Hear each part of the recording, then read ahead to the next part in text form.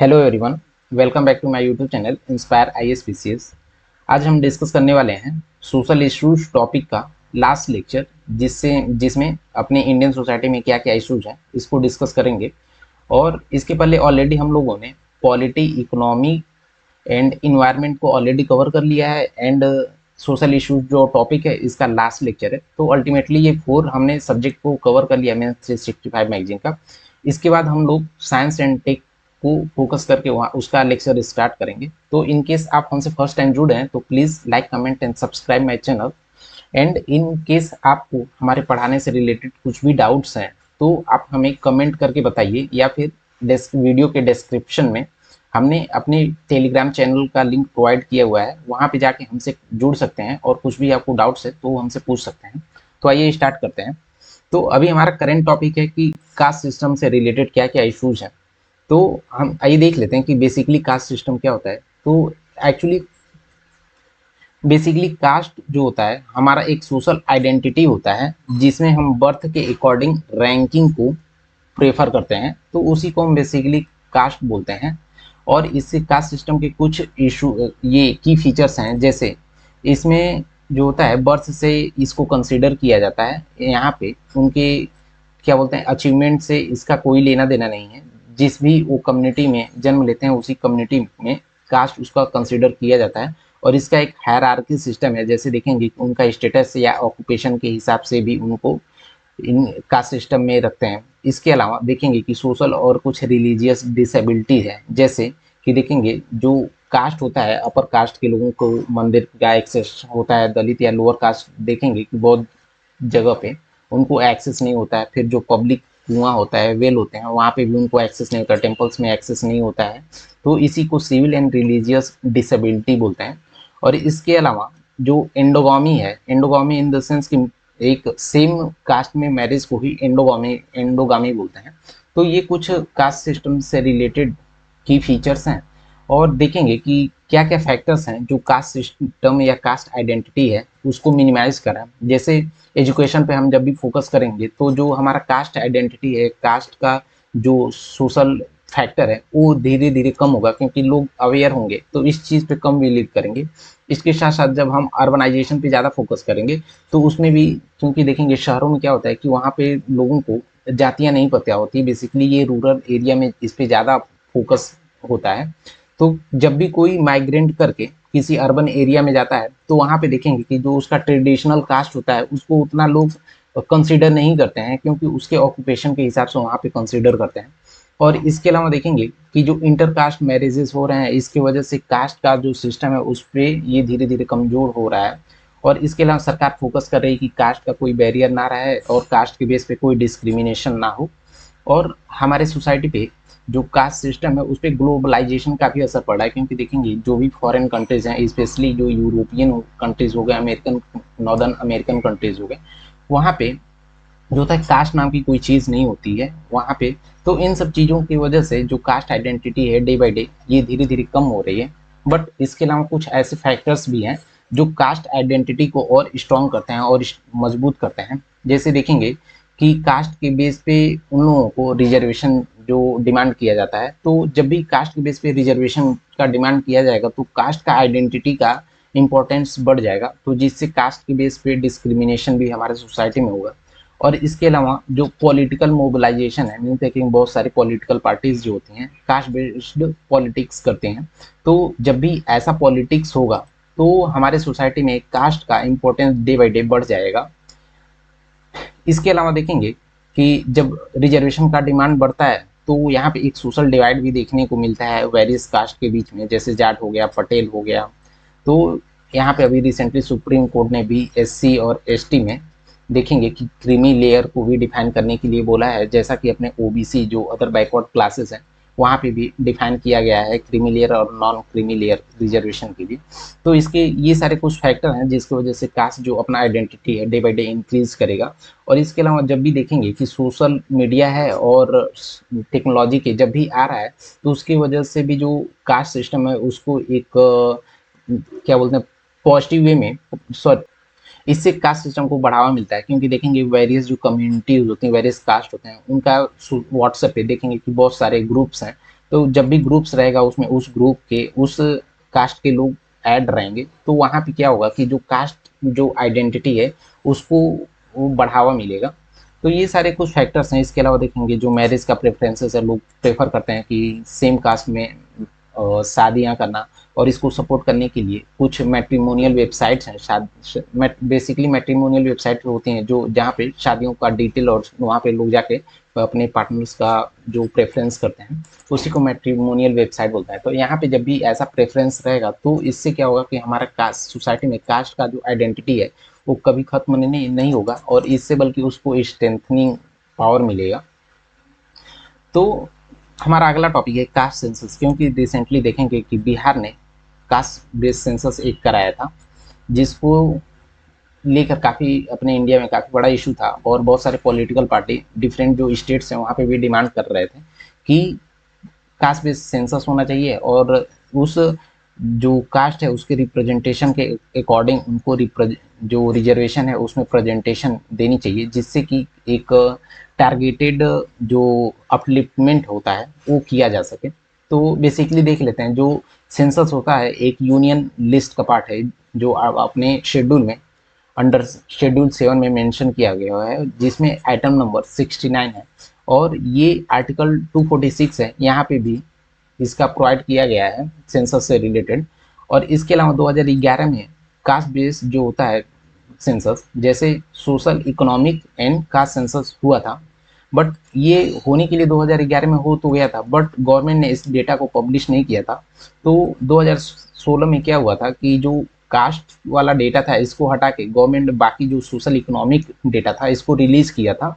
और बाद में जब सुप्रीम कोर्ट में एक केस आया था, तो सुप्रीम कोर्ट में 2021 में सेंट्रल गवर्नमेंट ने बताया कि जो ये डेटा है वो सूटेबल नहीं है यूज करने के लिए, मीन्स ये प्रॉपर डेटा नहीं है, इसकी वजह से हम इसको ओपन नहीं कर सकते हैं और ये यूज नहीं कर सकते हैं क्योंकि ये डिफेक्टिव डेटा है। तो इन सब तो ये सारी चीज़ें जो कास्ट बेस्ड चीज जो सेंसस है इससे रिलेटेड कुछ देखेंगे कि इसके फेवर में भी कुछ और आर्गुमेंट्स हैं और कास्ट सेंसस के अगेंस्ट भी कुछ आर्गुमेंट्स हैं। तो देख लेते हैं पहले कि ऐसे क्या क्या फैक्टर्स हैं जो बोलते हैं कि कास्ट सेंसस होनी चाहिए। जैसे एक होता है कॉन्स्टिट्यूशनल मैंडेट, मीन्स आर्टिकल 340 में बोला गया है कि एक ऐसा कमीशन होना चाहिए जो सोशल और इकोनॉमिक बैकवर्ड क्लासेस के बारे में डे बाय डे उनका एनालिसिस करे और उनका क्या स्टेटस है इसके बारे में एक डिटेल रिपोर्ट बताए। और इसके अलावा सोशल जस्टिस जो होता है, जैसे जब भी हम रिफॉर्म नहीं करेंगे तो वहाँ पे देखेंगे कि उसमें जो बैकवर्ड क्लासेस हैं या फिर जो रिजर्वेशन में भी कुछ कैटेगरी की कास्ट ऐसे हैं जिनको रिजर्वेशन का ज़्यादा बेनिफिट मिल रहा है, बट जो उसमें भी जो लोअर कास्ट के लोग हैं उनको उतना बेनिफिट नहीं मिल पा रहा है। तो ये सोशल जस्टिस नहीं हो रहा है प्रॉपरली। तो इसको प्रमोट करने के लिए हमें कास्ट सेंसस लेकर आना चाहिए। और इसके साथ साथ देखेंगे जब हमारे पास इफेक्टिव डेटा होगा कास्ट बेस पे कि कौन से कास्ट के लोगों का कितना रिप्रेजेंटेशन है हमारे जॉब में या फिर कॉलेज में इंस्टीट्यूशन में, तो उस बेस पे हम एक टारगेटेड पॉलिसी मेकिंग कर सकते हैं। और देख हम जब भी हमारे पास प्रॉपर ऑथेंटिक डेटा रहेगा तो हम उसको प्रॉपरली मॉनिटर कर सकते हैं और उनका जो होता है रिप्रेजेंटेशन को कैसे बढ़ाया जाए इस पे फोकस कर सकते हैं। क्योंकि देखेंगे कि उस टाइम पे जब इंदिरा साहनी वाला केस आया था तो वहाँ पे गवर्नमेंट ने जो बोला गया अपने कॉन्स्टिट्यूशन में बोला गया है बैकवर्डनेस को लेकर, बैकवर्ड क्लासेस को लेकर, तो उसमें बताया था कि बैकवर्डनेस कैसे डिफाइन करना है उस चीज़ से रिलेटेड। तो ये सारे कुछ फैक्टर्स हैं जो बोलते हैं कि कास्ट सेंसस होनी चाहिए, बट कुछ ऐसे फैक्टर्स भी हैं जो जिनके अकॉर्डिंग ये होता है कि कंक्लूड किया जाता है कि कास्ट सेंसस नहीं होना चाहिए। क्योंकि देखेंगे कि हमारे कॉन्स्टिट्यूशन में बैकवर्ड क्लासेस मेंशन है बट बैकवर्ड कास्ट नहीं मेंशन है। तो देखेंगे कास्ट के बारे में कोई यहाँ पे अपने कॉन्स्टिट्यूशन में मेंशन नहीं है, और कास्ट वर्ड जो है सिर्फ शेड्यूल कास्ट के लिए ही यूज किया गया है, अदर किसी भी कास्ट या क्लासेस के लिए नहीं यूज किया गया है। और इसके साथ साथ देखेंगे कि डेटा उनको जब भी हमारा सेंसस होगा तो प्रॉपर डेटा कलेक्ट करने में भी इशू आएंगे, क्योंकि बहुत सारे केसेस में देखा जाता है कि जब भी इंटरकास्ट मैरिज हो जाता है तो सपोज एक अपर क्लास का लोअर क्लास से मैरिज होता है तो इसमें डेटा का एक डिफिकल्टी आ सकती है कि प्रॉपर डेटा नहीं है, ऐसे बहुत सारे केसेस में। और इसके अलावा इन केस हम इसको कास्ट बेस्ड सेंसस करा लेते हैं तो ये पॉलिटिकली मिसयूज किया जा सकता है, क्योंकि तो इससे आने वाले टाइम में काफ़ी इश्यूज हो सकते हैं। और इसके अलावा देखेंगे कि जब भी कास्ट बेस्ड सेंसस हो जाएगा तो पॉलिटिकल एक अप्रोच की वजह से बोला जाता है, यूजुअली डिमांड किया जाता है कि जो प्राइवेट सेक्टर है वहाँ पे रिजर्वेशन चाहिए वो कास्ट बेस पे, जिससे कि जिसमें जॉब और एजुकेशन को इंक्लूड किया जाता है। तो इन सब चीज़ों की वजह से कुछ अगेंस्ट में ये फैक्टर है। और इसके साथ साथ देखेंगे कि जब भी हम ये ऐसा प्रॉपर डेटा आ जाएगा तो हम जब भी ऐसा होगा तो इंटर जो कास्ट टेंशन है एक जातियां दूसरी जातियों में, देखेंगे कि बहुत सारे केसेस में दिक्कतें होती हैं, टेंशन्स होती हैं, तो इससे जो हमारा सोशल हार्मनी है ये भी डिसबैलेंस होने के चांसेस है। तो ये सारे कुछ अगेंस्ट में कास्ट सेंसस के फैक्ट रीजंस हैं। तो वे फॉरवर्ड क्या होना चाहिए, इसका क्या सॉल्यूशन निकलना चाहिए, इसको देख लेते हैं कि हमें पहले तो पॉलिटिकल पॉलिटिकल जो कॉन्सेंसस बिल्ड करना चाहिए कि हमें इसका क्या होना चाहिए क्या नहीं होना चाहिए और इसको प्रॉपरली कैसे हम इम्प्लीमेंट कर सकते हैं। और इसके अलावा हमें इंक्लूसिव कंसल्टेशन पे फोकस करना चाहिए जिसमें डिफरेंट कम्युनिटी के लीडर्स को इंक्लूड करना चाहिए, एक्सपर्ट हुआ उनको लीड ऐड करना चाहिए, सोशल जो साइंटिस्ट हुए जिनको सोसाइटी के बारे में ज़्यादा पता हो उनको इंक्लूड करना चाहिए, और एक प्रॉपर रिसर्च करके कोई जो कास्ट सेंसस है उस पर हमें आगे प्रोसेस करें, जिससे कि कोई आने वाले टाइम में हमारे सोसाइटी में कोई डिस्पैरिटीज़ ना हो और इससे कोई टेंशन ना जनरेट हो। और इसके अलावा हमें आइडेंटिफाई करना चाहिए कास्ट और सब कास्ट में कि अलग अलग स्टेट जो डिफरेंट स्टेट्स हैं उसमें क्या कास्ट है, दूसरा सब कास्ट क्या है, जिससे कि प्रॉपर टारगेटेड एक पॉलिसी मेकिंग हो और उनके अपलिफ्टमेंट के लिए काम किया जा सके। और इसके साथ साथ जो डे बाय डे हमारा नए नए टेक्नोलॉजीज आ रहे हैं, जैसे आर्टिफिशियल इंटेलिजेंस आ रहा है, बिग डेटा आ रहा है एनालिटिक्स के लिए, तो हमें इन सारे डेटा को एनालाइज करना चाहिए और एनालाइज करने के बाद इसको कंक्लूड करके हमें टारगेटेड पॉलिसी मेकिंग करनी चाहिए, जिससे कि जो लोअर कास्ट के लोग हैं उनका अपलिफ्टमेंट किया जा सके। हमारा अगला टॉपिक है कि हम जो इमर्जिंग टेक्नोलॉजीज हैं जैसे एआई हो गया, बिग डेटा हो गया, इसको हम कैसे कास्ट आइडेंटिटी में यूज कर सकते हैं।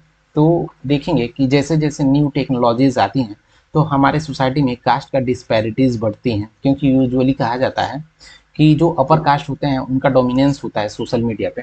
तो जब भी अपर कास्ट का डोमिनेंस सोशल मीडिया पे ज़्यादा होगा तो जो लोअर कास्ट हैं, जैसे स्पेशली जो शेड्यूल्ड कास्ट हैं और शेड्यूल्ड ट्राइब्स हैं, उनका उतना रिप्रेजेंटेशन नहीं होने की वजह से एक हमारे सोसाइटी में एक डिस्पैरिटीज क्रिएट होंगी। और एक उसके साथ साथ जब भी डिस्पैरिटी क्रिएट होगी तो एक सोशल डिवाइड भी होगा, क्योंकि देखेंगे कि जब उस कास्ट का उतना प्रेजेंटेशन नहीं होगा सोशल मीडिया पे तो इसकी वजह से जो डिजिटल डिवाइड है वो एक क्रिएट करेगा हमारे सोसाइटी में डिस्पैरिटीज, जो आगे चल के किसी बड़ा टेंशन का पार्ट बन सकता है। और इसके अलावा देखेंगे कि हमारे वर्क फोर्स में जो हमारे काम करने वाले लोग हैं, ऑफिस में काम करने वाले लोग हैं, वहाँ पे भी रिप्रेजेंटेशन यूजुअली जो अपर कास्ट के लोग हैं उनका रिप्रेजेंटेशन ज़्यादा हो जाता है एज कम्पेयर टू जो मार्जिनलाइज कास्ट वाले ग्रुप्स हैं उनका। तो इसकी वजह से हमारे सोसाइटी में एक डिस्पैरिटीज़ भी आती हैं। तो ये इमर्जिंग टेक्नोलॉजीज के कुछ ड्रॉबैक हैं हमारे कास्ट पे स्पेशली देखा जाए तो। हमारा अगला टॉपिक है फैमिली स्ट्रक्चर।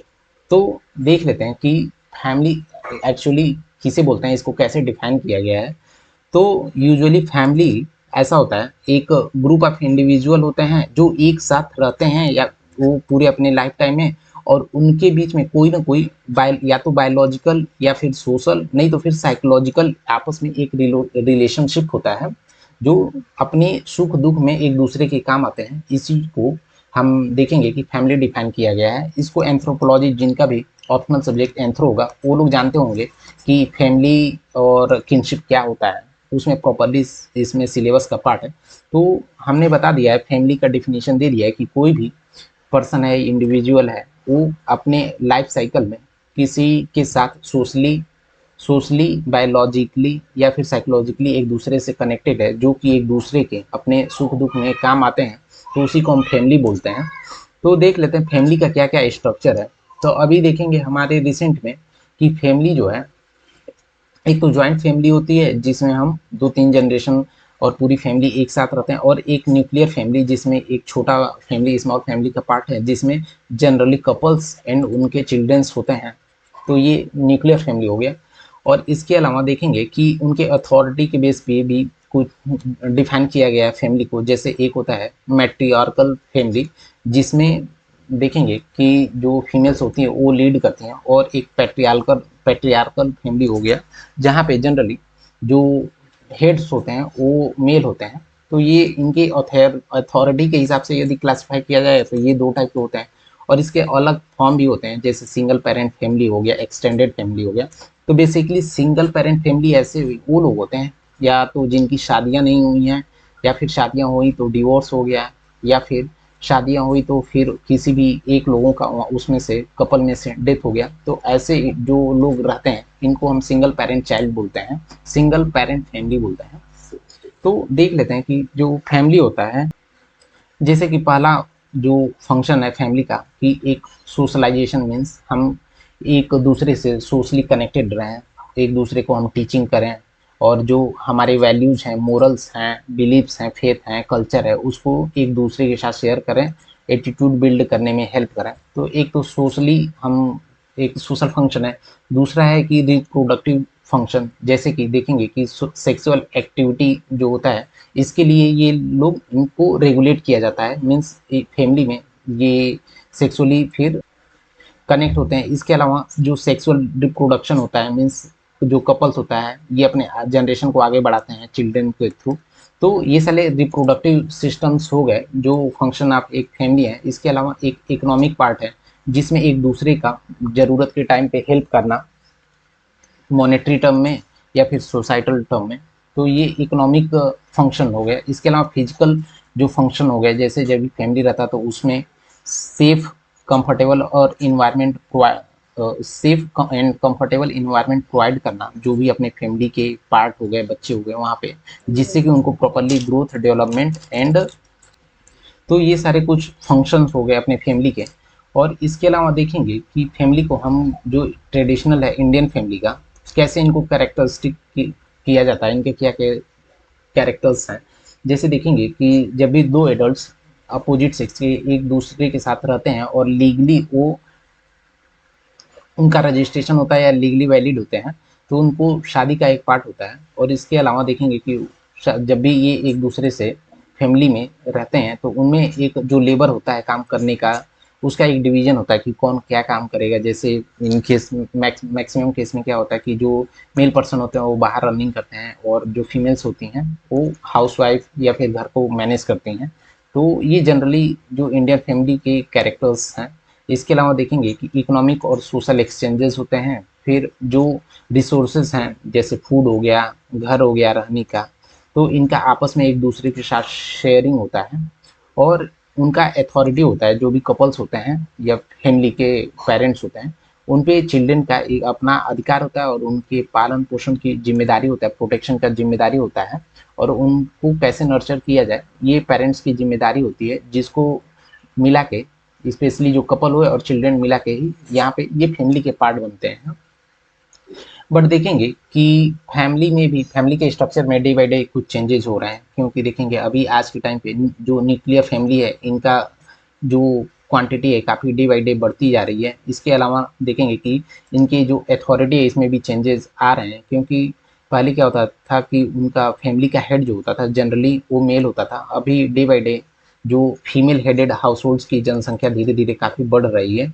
इसके अलावा जो सिंगल पेरेंट फैमिलीज़ हैं ये इनकी भी संख्या बढ़ रही है, क्योंकि वो देखेंगे कि जब भी कोई हायर सोसाइटी में जो काफ़ी एजुकेटेड होते हैं या फिर उनका अर्निंग ज़्यादा होता है तो वो लोग शादियों से बचते हैं। तो ये हमारे जो फैमिली स्ट्रक्चर है इसमें डे बाई डे चेंजेज आ रहे हैं। और जो अपना रिलेशनशिप्स हैं जैसे किनशिप जिनको बोलते हैं, जैसे अपने रिश्तेदार हो गए, तो ये एक किनशिप के पार्ट हैं। तो इनमें भी डे बाई डे ये श्रिंकिंग हो रही है, उनकी संख्या घट रही है, क्योंकि देखेंगे कि अभी फैमिली स्मॉल होती जा रही है। तो स्मॉल होने की वजह से रिलेशनशिप्स भी घट रहे हैं। और इसके अलावा जो पैट्रियार्की है वो भी घट रहा है। इसके अलावा देखेंगे कि जो जेंडर का रोल्स है, जैसे जैसे कि जो देखेंगे कि डे बाय डे हमारे सोसाइटी में गर्ल्स का एक्सेप्टेंस डे बाय डे बढ़ रहा है, जिसकी वजह से उनका रोल हमारे एक इकोनॉमिक एक्टिविटीज़ में इम्प्रूव हो रहा है, जो कि हमारे लिए एक प्लस पॉइंट है। और इसके अलावा फर्टिलिटी और चाइल्ड केयर जो होता है ये भी, इसका भी डे बाय डे इसमें भी चेंजेस आ रहे हैं। तो ये कुछ सारे फैक्टर्स हैं जो फैमिली स्ट्रक्चर के पार्ट होते हैं, और कुछ ऐसे फैक्टर्स होते हैं जो हमारे फैमिली स्ट्रक्चर को चेंज कर रहे हैं। जैसे देखेंगे कि इंडस्ट्रियलाइजेशन और अर्बनाइजेशन होने की वजह से लोग अभी कपल्स में दोनों लोग बोथ क्या होता है कि वो वर्क कर रहे हैं, वर्क करने की वजह से देखेंगे कि उन पे जो माइग्रेशन होता है, क्योंकि जब भी लोग वर्क करने का इंटेंशन होगा तो एक प्लेस से दूसरे जगह पे मूव करेंगे, माइग्रेट करेंगे। स्पेशली वो इंडस्ट्रियलाइज एरिया जो होता है टीयर 1, टीयर 2, टीयर 3 सिटीज़, वहाँ पे मूव करेंगे। तो इससे जो न्यूक्लियर फैमिली है इनकी संख्या बढ़ती जा रही है। इसके अलावा देखेंगे कि जो कल्चर लेवल पे इंडिविजुअलिज्म का ज़्यादा फोकस किया जा रहा है, मीन्स अकेलापन को ज़्यादा पर फोकस किया जा रहा है। और इसके अलावा देखेंगे कि जो सोशियो इकोनॉमिक मोबिलिटी होती है, जैसे एजुकेशन के लिए, एम्प्लॉयमेंट के लिए, ये भी डे बाई डे बढ़ रहा है। और हमारे सोसाइटी पे जो ग्लोबलाइजेशन है इसका भी काफ़ी एक गहरा असर पड़ रहा है, जो हमारे जो फैमिली स्ट्रक्चर है और उनके बीच में जो बॉन्डिंग होती है इनको वीकेंड कर रही है। और इसके साथ साथ जैसे नई नई टेक्नोलॉजीज आ रही हैं उसके वजह से भी हमारे फैमिली स्ट्रक्चर में भी चेंजेज आ रहे हैं। क्योंकि देखेंगे जब भी टेक्नोलॉजी आई तो सोशल मीडिया पे लोगों का इंडिया में भी प्रेजेंस काफ़ी बढ़ गया। जब सोशल मीडिया पे प्रेजेंस बढ़ गया तो उनमें क्या होगा कि जो फैमिली के अदर मेंबर्स होते हैं उनमें कम्युनिकेशन डे बाई डे घट गया। जब दोनों में फैमिली के अदर मेंबर्स के साथ उनका कम्युनिकेशन घट गया तो उनमें क्या हुआ कि जो सोचने की, थिंकिंग की या फिर अदर किसी एक्टिविटीज़ को लेकर कॉन्फ्लिक्ट्स होते हैं ये डे बाई डे बढ़ने लगे। और ये जो भी कॉन्फ्लिक्ट बढ़ा था इन सब चीज़ों की वजह से हमारे सोसाइटी में काफ़ी ये नेगेटिव वे में इम्पैक्ट कर रही है। तो अभी देख लेते हैं ऐसे क्या क्या चीज़ें हैं जो फैमिली स्ट्रक्चर को कौन कौन से फैक्टर्स पे कर रही हैं, अफेक्ट कर रही हैं। जैसे वोमेन का देखा जाए तो इन डे बाई डे हमारे फैमिली में उनका ऑटोनॉमी बढ़ रहा है और उनका डुअल रिस्पॉन्सिबिलिटी है ये भी बढ़ रहा है। Dual responsibility in the sense, एक तो वर्क हो गया प्लस चाइल्ड का केयर, तो ये डुअल रिस्पॉन्सिबिलिटी इनका बढ़ रहा है। और इसके अलावा हम डे बाई डे जो ट्रांसजेंडर हैं इनको देखेंगे, इनका हमारे सोसाइटी में एक्सेप्टेंस डे बाई डे काफ़ी बढ़ रहा है। और इसको सपोर्ट करने के लिए देखेंगे चिल्ड्रेन लेवल पे भी यहाँ पे इनको जब भी उनके पेरेंट्स दोनों लोग वर्किंग रहेंगे तो उनको social support day by day कम होता जा रहा है। तो ये सारे कुछ इम्पैक्ट हैं हमारा जो भी अभी ग्लोबलाइजेशन की वजह से हमारे फैमिली स्ट्रक्चर पे पड़ रहा है। हमारा अगला टॉपिक है शायद जो मैरिज है उससे रिलेटेड, मैरिज क्या बोलते हैं, किसे बोलते हैं और इससे रिलेटेड क्या क्या इश्यूज हैं। और इन केस आपको हमारे पढ़ाने से कुछ भी डाउट्स है तो प्लीज़ हमें कमेंट करके बताइए, या फिर हमें टेलीग्राम पे जुड़ के हमें मैसेज कर सकते हैं। और ये लेक्चर खत्म होने के बाद हम इसका पीडीएफ जो है अपने टेलीग्राम चैनल पे डाल देंगे, वहाँ से आप इस जो लेक्चर का पूरा पीडीएफ लेके वहाँ पे आप रिवाइज कर सकते हैं और इसके शॉर्ट नोट्स बना सकते हैं। तो इन केस आप हमसे फर्स्ट टाइम जुड़े हैं तो please like, comment and subscribe my channel. तो देख लेते हैं शादियाँ क्या होती हैं। शादी बेसिकली एक सोशल इंस्टीट्यूशन है जिसमें सोशल और लीगल सेक्शन प्रोवाइड किया जाता है। मैन और वुमेन एक साथ दोनों लोग आके साथ में रह रहे हैं। तो और इनको कौन कौन से लॉ गवर्न करते हैं, जैसे हिंदू के लिए देखा जाए तो हिंदू मैरिज एक्ट है जो 1955 में आया था। स्पेशल मैरिज एक्ट है, मीन्स कुछ शादियाँ ऐसी होती हैं जो हिंदू मैरिज एक्ट में कवर नहीं किया गया है तो उसको हम स्पेशल मैरिज एक्ट में कवर किए हैं जिसको 1954 में लाया गया था। और डिफरेंट इंडिया में जानते होंगे कि अदर कम्युनिटीज़ भी रहती हैं, जैसे मुसलमान हो गए, सिख हो गए, क्रिश्चियन हो गए, जैन हो गए। तो इन लोगों को गवर्न करने के लिए इनका एक पर्सनल लॉ भी है, जैसे personal law of different communities. और इसके अलावा देखेंगे कि prohibition of child marriage act, means जो कम एज में शादियों को रोकने के लिए उनके अगेंस्ट में प्रोहिबिशन के लिए जो एक्ट भी लाया गया है। तो ये सारे कुछ एक्ट हैं, लॉज हैं जो हमारे कल्चर में शादियों को रेगुलेट करते हैं। तो देख लेते हैं शादियों का मेन फंक्शन क्या होता है। तो पहला फंक्शन होता है कि बायोलॉजिकल फंक्शन, जिसमें जो सेक्सुअल यूनियन होता है अपोजिट सेक्स के उनको एक साथ रिकॉग्नाइज करना और लीगल इम्यूनिटी प्रोवाइड करना। और इसके साथ साथ हमारे जो जनरेशन होता है इनको आगे एक बढ़ाना, इसी को हम बायोलॉजिकल फंक्शन बोलते हैं।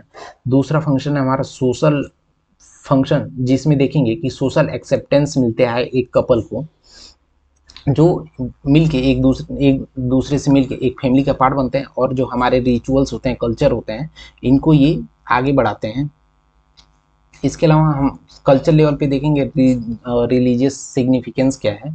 तो शादियों को देखेंगे, एक शादियों को जनरली हम हमारे धर्म में एक धार्मिक काम माना गया है। और इसके अलावा इनहेरिटेंस और किनशिप मीन्स रिश्तेदारी जो है होता है, इनहेरिटेंस जो एक जनरेशन से अपना जनरेशन बढ़ाना, ये सारे कुछ मेन फंक्शंस होते हैं शादियों के। अभी रिसेंट में देखेंगे कि जो शादियाँ होती हैं उनमें भी कंटेम्प्ररी कुछ चेंजेस आ रहे हैं इसके वैलिडिटी को लेकर। जैसे देखेंगे कि अभी डे बाय डे जो भी लोग हाईली एजुकेट हो जा रहे हैं या वर्क कर रहे हैं, तो वो लोग शादियाँ देर से कर रहे हैं, तो एक धीरे धीरे ये चेंजेस आ रहे हैं। और दूसरा देखेंगे इंटरकास्ट शादियाँ जो हैं वो डे बाई डे बढ़ रही हैं। इंटरकास्ट हो गया, इंटर रिलीजियस मैरिज हो गया, इनकी संख्या बढ़ रही है। और इसके अलावा देखेंगे कि डे बाय डे डिवोर्स की संख्या भी इंडिया में काफ़ी बढ़ रहा है, और लिव इन रिलेशनशिप्स की संख्या भी बढ़ रही। तो अभी हम आगे डिस्कस कर लेंगे कि लिव इन रिलेशनशिप्स क्या होता है, जो कि यूपीएससी के लिए काफ़ी इंपॉर्टेंट है। तो बेसिकली क्या होता है, लिव इन क्या रिलेशनशिप ऐसा होता है जिसमें अपोजिट सेक्स के जो मेल हो गया फीमेल एक दूसरे के साथ लोग रहते हैं बिना शादी के, इसी को लिव इन रिलेशनशिप बोलते हैं। तो इससे रिलेटेड क्योंकि उत्तराखंड ने अपने यूसीसी जो यूनिफॉर्म सिविल कोड है, इससे रिलेटेड एक रेगुलेशन लेकर आया था, तो हम आगे डिस्कस करेंगे उसको। और शादियों का क्या क्या फंक्शन होता है उसको देख लेते हैं। जैसे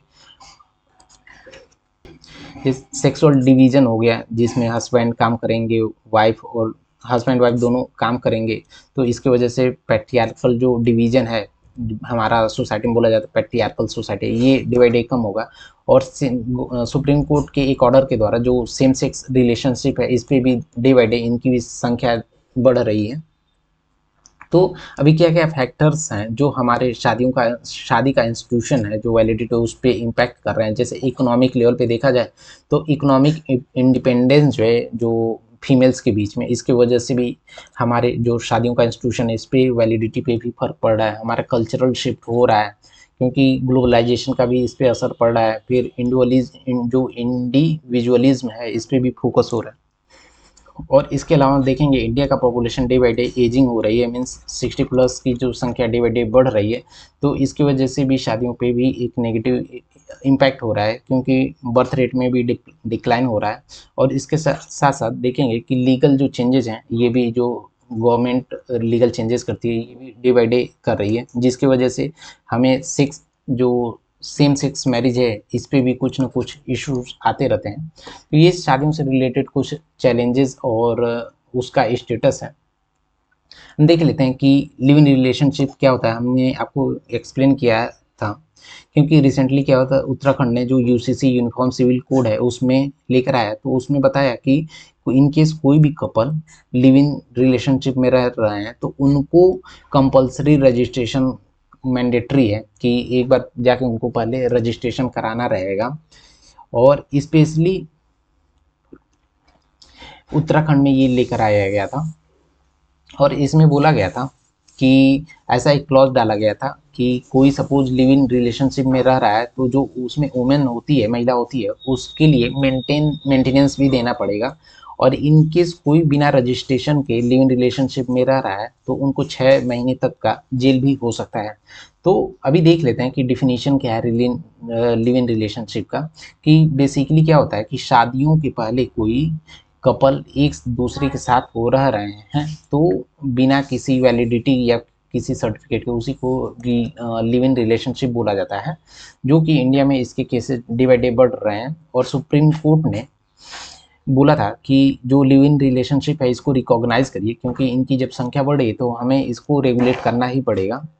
और इसको जो इंदिरा शर्मा वर्सेस वीकेएस शर्मा जो केस हुआ था 2013 में, उसमें बोला गया था कि live in relationship is not illegal if both partners are in unmarried. Means कोई दोनों पार्टनर अनमैरिड हैं तो लिव इन रिलेशनशिप में रहने में कोई भी इश्यूज नहीं है और कोई इलीगल काम नहीं है। तो ये काफ़ी बड़ा जजमेंट था। तो अभी देख लेते हैं कि ऐसे क्या क्या फैक्टर्स हैं जो लिव इन रिलेशनशिप हमारा जो शादियों का इंस्टीट्यूशन है इस पर नेगेटिवली इम्पैक्ट कर रहा है। क्योंकि जब भी इसकी संख्या बढ़ रही है तो इसकी वजह से शादियों के पहले ही लोग एक दूसरे के साथ रह रहे हैं, तो जो शादियों का वैलिडिटी और उसका इंस्टीट्यूशन है इस पर नेगेटिव इम्पैक्ट हो रहा है। और इसकी वजह से देखेंगे कि पर्सनल जो ऑटोनॉमी है ये भी काफ़ी बढ़ रहा है। और इसके अलावा देखेंगे कि हमें इसका एक प्लस पॉइंट है कि इन केस आप लिव इन रिलेशनशिप में रह रहे हैं तो इससे क्या होगा कि आप बिल्कुल ये टेस्ट कर पाएंगे और जज कर पाएंगे कि जो भी आपका पार्टनर है उसके साथ आप रह सकते हैं कि नहीं शादियों के बाद। तो ये आप एक जज कर सकते हैं, ये इसका प्लस पॉइंट है। और इसके अलावा देखेंगे कि हमारे जो फैमिली का सिस्टम है इस पर एक नेगेटिव इम्पैक्ट पड़ रहा है, क्योंकि देखेंगे कि जो ट्रेडिशनल फैमिली का स्ट्रक्चर है ये डे बाई डे कम हो जाएगा और इस पर जो मोरल वैल्यूज हैं ये भी कम होगा। और इसके अलावा देखेंगे कि जो इकोनॉमिक कंसिडरेशन है, जैसे डिवोर्स होने की वजह से उसमें असेट का डिवीजन होगा तो ये इकोनॉमिकली भी इशू क्रिएट करेगा। तो ये सारा जो लिव इन रिलेशनशिप के फायदे और नुकसान है। हमारा अगला टॉपिक है ग्लोबलाइजेशन। ग्लोबलाइजेशन मीन्स जो देखेंगे कि हमारा एलपीजी रिफॉर्म 91 में जो हुआ था, 1991 में एलपीजी मीन्स लिबरलाइजेशन, ग्लोबलाइजेशन और इंडस्ट्रियलाइजेशन जो 1991 में लाया गया था, उसकी वजह से डे बाई डे जो ग्लोबलाइजेशन हुआ उसके हमारा सोसाइटी पे भी नेगेटिव में भी इम्पैक्ट हुआ, कुछ सेंस में पॉजिटिव इम्पैक्ट भी हुआ। तो इसको देख लेते हैं कि हमारे सोसाइटी पे उसका क्या क्या इम्पैक्ट हुए हैं। क्योंकि देखेंगे कि डे बाई डे हम एक दूसरे से, जो भी एक कंट्री है दूसरे कंट्री से, उन पे आपसी इंटरडिपेंडेंस है बढ़ता जा रहा है, स्पेशली इकोनॉमीज़ में, कल्चर, फिर पॉपुलेशन। और इसके अलावा देखेंगे कि जो गुड्स और सर्विसेज होती हैं इसमें भी क्रॉस बॉर्डर मूवमेंट होता है, मीन्स एक कंट्री से दूसरे कंट्री में मूवमेंट होता है। और इसके साथ साथ वहाँ पे एक कंट्री से दूसरे कंट्री में इन्वेस्टमेंट होता है। तो ये जब भी ग्लोबलाइजेशन वाली एक्टिविटीज़ होती हैं तो वहाँ पे इसका हमारे सोसाइटी पे भी फ़र्क पड़ता है, असर इम्पैक्ट होता है। तो अभी क्या क्या फैक्टर्स हैं ग्लोबलाइजेशन के, जैसे देखेंगे कि टेक्नोलॉजी की वजह से भी ग्लोबलाइजेशन का हमारे कल्चर पे इफेक्ट हो रहा है। इसके अलावा एलपीजी रिफॉर्म का हमने बताया आपको कि हमारे सोसाइटी पे उसका इफेक्ट हुआ। और उसकी वजह से जब भी मल्टीलेटरल इंस्टीट्यूशन है, जैसे यूएन हुआ, G20 हुआ, अलग अलग ऐसे जो मल्टीलेटरल इंस्टीट्यूशंस हैं, इसका भी हमारे जो सोसाइटी है इस पे भी एक इम्पैक्ट होता है। तो इसका देख लेते हैं कि ग्लोबलाइजेशन का हमारे सोसाइटी पे ऐसा नहीं है सिर्फ नेगेटिव इफेक्ट होता है, कुछ पॉजिटिव इफेक्ट भी हैं और कुछ नेगेटिव इफेक्ट्स भी हैं।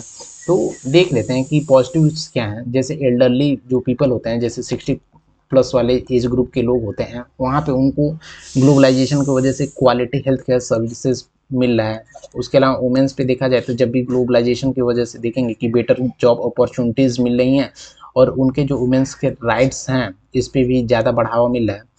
इसके अलावा कल्चर लेवल पे देखेंगे तो योगा का डे बाई डे इंक्रीज हो रहा है। आयुर्वेदिक जो मेडिसिन हैं इस पे भी गवर्नमेंट का और ग्लोबलाइजेशन का काफ़ी पॉजिटिव वे में इफेक्ट पड़ रहा है।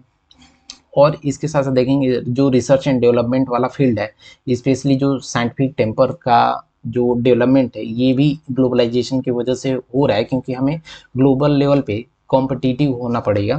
तो इन सब चीज़ से ये कुछ पॉजिटिव्स हैं। और इससे रिलेटेड जैसे जब भी ग्लोबलाइजेशन आएगा तो क्लाइमेट से रिलेटेड जो इशू उसको टैकल करने में भी ग्लोबलाइजेशन का काफ़ी इफेक्ट पड़ रहा है।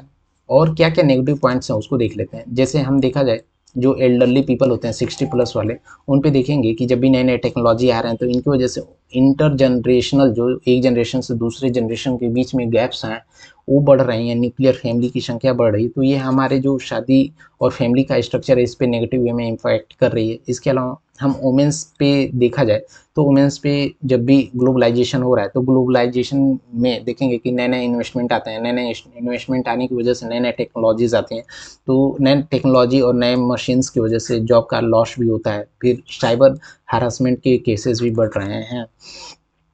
तो ये हमारे जॉब और सोसाइटी पे क्या क्या उसका ग्लोबलाइजेशन का इम्पैक्ट है। और इसके अलावा देखेंगे कि जो हमारा कल्चर का ह्यूमनाइजेशन है, जैसे ह्यूमनाइजेशन मीन्स एक एक टाइप के लोग एक दूसरे से मिलजुल के और कल्चर में एक दूसरे पे डिपेंडेंट रहते थे, बट ग्लोबलाइजेशन की वजह से क्या हो रहा है कि इसमें बाहरी दुनिया के लोग भी एक दूसरे से आके हमारे कल्चर में मिक्स होते जा रहे हैं।